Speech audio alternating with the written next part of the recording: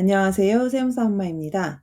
금융문맹 탈출. 오늘은 부채담보부 증권입니다. 지난번에 본 자산유동화 증권 이 용어랑 같이 볼 거예요. 부채담보부 증권. 한자로는 이렇게 씁니다. 부채를 담보해서 어떤 증권을 만들었다는 거죠. 영어로는 이렇고요. 줄여서 CDO라고 해요. 근데 너무 어렵죠.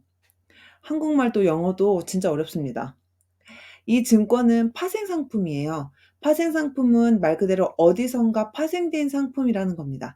그래서 예를 들어서 쉽게 볼게요. 우리 특수 목적 기구를 보면서 자산 유동화 증권에 대해서 봤었죠. 이렇게 부동산이나 채권 같은 자산을 유동화, 그러니까 현금화 시키는 거라고 했었어요. 이 중에서 바로 이 부분, 이 채권에 관련된 부분을 볼 거예요. 부채담보부 증권은 자산을 현금화 시키는 방법 중에 하나입니다. 여기 경제은행은 사람들에게 주택을 담보로 돈을 빌려줬어요. 이 사람에게는 이게 부채죠.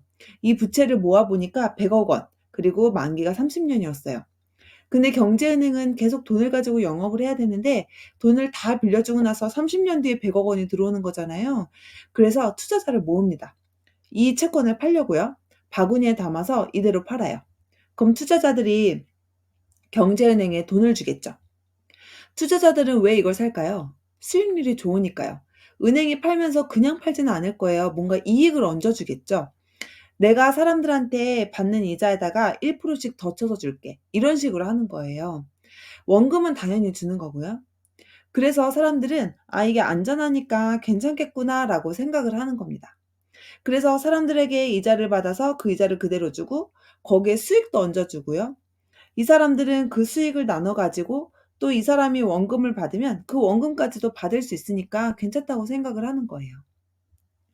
그러면 같은 말로 뭐냐면 만약에 이 빌려간 사람이 이자를 못 내요. 그러면 이 은행에서도 줄 돈이 없겠죠. 그래서 이 투자자도 이자를 못 받게 되는 겁니다. 돈을 빌려간 사람이 이자를 못 내거나 돈을 못 갚으면 투자자도 그 돈을 못 받는 거예요. 다시 말하면 경제은행은 채권을 모아서 팔면서 현금화 시키기도 했고요.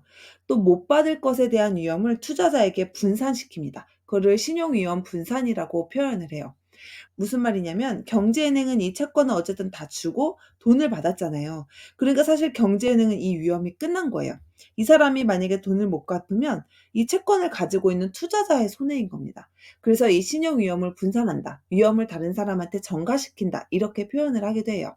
이게 바로 부채담보부 증권입니다.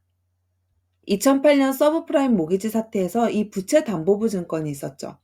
이렇게 채권을 팔았는데 알고 보니까 이 사람이 신용 등급이 낮은 거예요. 이 돈도 못 갚고. 거기다 집값까지 떨어지니까 아예 이 돈을 받을 수가 없는 겁니다. 그러니까 은행도 물론 망했지만 이 투자자들도 망하게 된 거예요. 그래서 다 같이 힘들어진 거. 그게 바로 서브프라임 모기지 사태였죠. 이제 부채담보부 증권이라는 말이 눈에 들어오실까요? 바로 부채를 담보로 해서 어떤 증권을 만들어요. 이 바구니라는 상품을 만든 거죠. 이 파생 상품을 만들어서 투자자들한테 파는 겁니다. 여전히 어려운 말이지만 그래도 이런 말을 들어봤다 정도만 되어도 뿌듯하겠죠?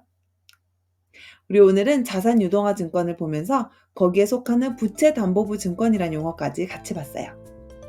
금융문맹 탈출까지 함께해요. 감사합니다. 세무사 엄마였습니다.